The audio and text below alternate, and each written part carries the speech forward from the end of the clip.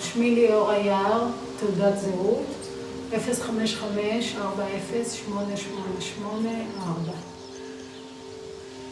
חתמתי היום בנוכחות שתי עדות על הוראות רפואיות מקדימות.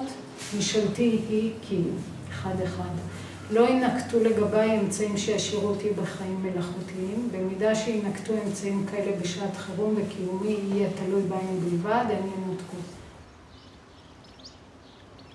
המדד היה שממשיכים ומושכים כל עוד אפשר לקיים איזושהי איכות חיים סבירה.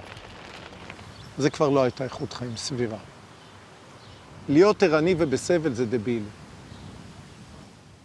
שהיא הכריזה רסמית שהסוף קרוב, היא צלצלה אליי והיא מצטערת שזה גורמת לנו עגמת נפש. ומה אני חושב על זה? אז אמרתי, אנחנו באים ואנחנו הולכים, והעיתוי הוא קצת בעייתי. והיא אמרה, יפה אמרת.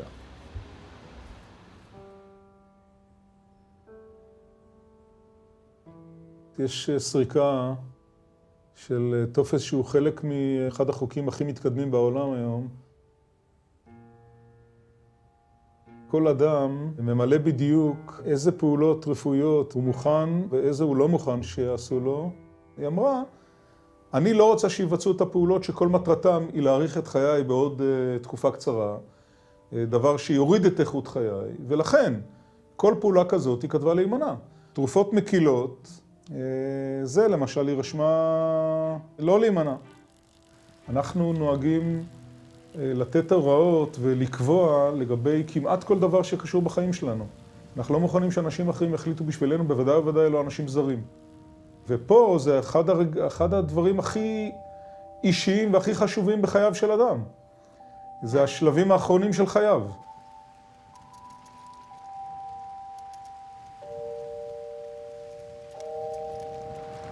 הייתה בת מצווה משפחתית, היא באה לשבת לידי בשולחן תוך כדי אוכל, ואמרה, אני צריכה לספר לך משהו קטן. המחלה התפרצה עוד פעם, אני הולכת למות, ואתה צריך לנתק אותי מהמכשירים יום אחד.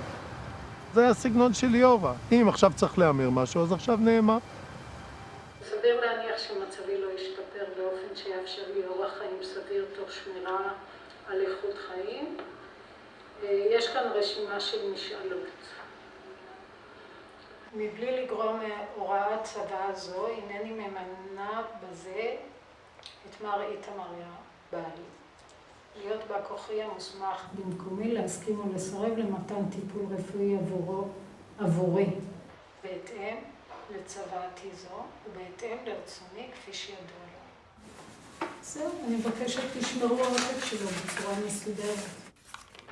זה תוספת לטופס של החוק, שבו בעצם נותנים ייפוי כוח, שהיא פחדה שבגלל מה שהיא קראה לזה הלב הטוב שלך, אתה עוד עלול להיכנע ולהסכים שיאריכו את חיי. היא מינתה אותי להיות המנתק, מנתק הצנרת שהיום יגיע. אמרתי לה שאני מאוד שמח לקבל משימות כאלה, ושתחשוב אם יש לה עוד כמה רעיונות טובים כאלה, שאני אשמח להרוג אותה. זה היה בינינו, ההומור שלנו. הומור היה לה.